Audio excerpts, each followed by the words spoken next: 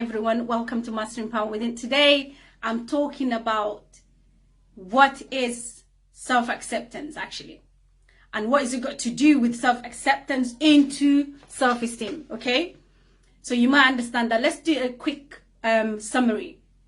As you all know, that self-esteem is something to do, something comes from our innate, something that we were born, and which is, you might say that, or someone have a high self-esteem is rebellion, or something have a low self-esteem, they can't do anything. But it doesn't work like that. So it's something we were born with confident, okay, but at the same time, or high self-esteem, but it's something to do with life. Yeah. What did I just said? Is something to do in life. So you might have a situational, you might have health issues, and then your health issues can contribute you becoming lower self-esteem. And at the same time, if you let's say a couple of years ago you were high self-esteem and everything seems okay with you, but all of a sudden something had happened. Okay, so and then you become to the lower end. So in that case, something that I want you to understand, you can develop, you can change it, you can work on it. Is not something to do with like forever actually. So again, one of the aspect, the way you can return, or the way you can gain back your self-esteem, or the way you can make it higher, or the way you can become a healthy self-esteem, however you word it, is self-acceptance. So what is self-acceptance? Self-acceptance is when you're accepting your weaknesses and your strength, and also your qualities, your uniqueness, and also the qualities that doesn't serve you, and there's the qualities that serves you. So everyone is like that. So right now I'm talking to you, I'm using my right hand, my left hand. So actually day need a night, light, dark, again, everything is the opposite.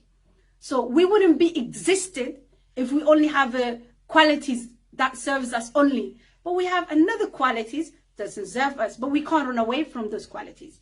So for example, those qualities could be so much things, like things that things like you want to do, or something, things that the way you're doing it is not the way you were expecting it, but you just labeling it. So we all label, okay, black and white, we label it, left and the right, same thing.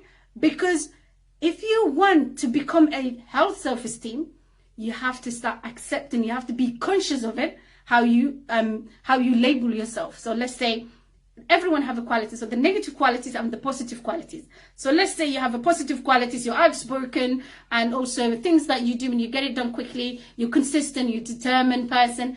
But you have another end of low, actually negative qualities. So negative qualities could be so many things, like you might even know what is the negative qualities to you. So everyone have a different negative qualities. But what I'm trying to say, you can't run away from your negative qualities and only acknowledge your positive qualities. But what you can do, hand in hand, you can make them work together. Like I'm making my hand gesture right now, as you can see that the way I'm speaking, they both, I don't feel the left side is weaker, because I'm not left-handed, I'm a right-handed. So some people, they're left-handed, that means they have a power on their left, but they don't have that much in the right side, the right hand. So what does that mean? Do they say, oh, I have a negative of my qualities, which means I can only use my left hand and I can't use my... No, they unconsciously make it align together. They work together. Yes? And we have a left brain, the right brain is something that sends even stimulation. It makes us more happy. So if you accept your negative qualities, you more likely increase your positive qualities. So acknowledge your negative qualities and encourage yourself to understand it's just you are labeling it. Stop labeling your negative qualities. Acknowledge them and make it align with your positive qualities. So again, I want to say to you, thank you guys so much, because this topic actually I've delivered yesterday in Somali, and a friend of mine asked me if I could also deliver in English. So again, if you want to enhance, or if you want to have a high self-esteem, work on aligning, or work on putting together your left and the right brain. Make them work together like that, because right wing, left wing, people fight, okay? You can see sometimes the day, the weather is different this morning. The weather could be different for this afternoon. Or maybe this evening would be a lot more worse. Or in the morning would be another weather that you just makes you happy. So understand you cannot run away who you are and your qualities, and stop labeling your qualities. Oh, I'm not good at that. You know what? I can't stand up. Like I'm a morning person. Or you know, if I stay up late, it's hard for me to catch up my sleep.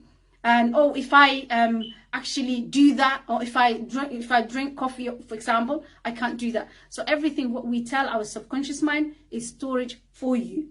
And it did happen to me, and I was laughing myself. That belief, it went in me, and I start thinking, oh, I couldn't sleep because last night I had coffee before bedtime.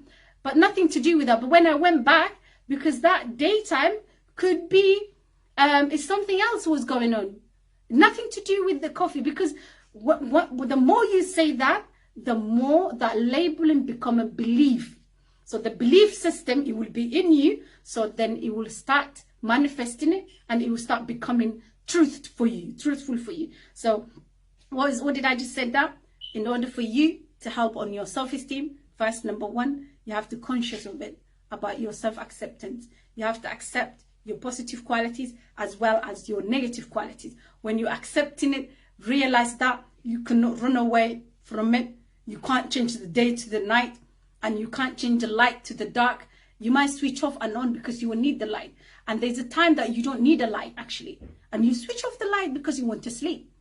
There's a time that in your life, the weather, the hotness, if you go to the hot country, let's say you grew up in a cold environment, or it's like a winter place.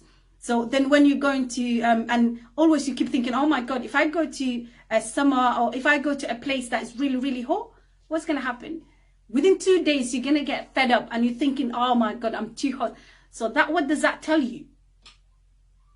We cannot stay only one side. So one view, everything has to have a two-sided.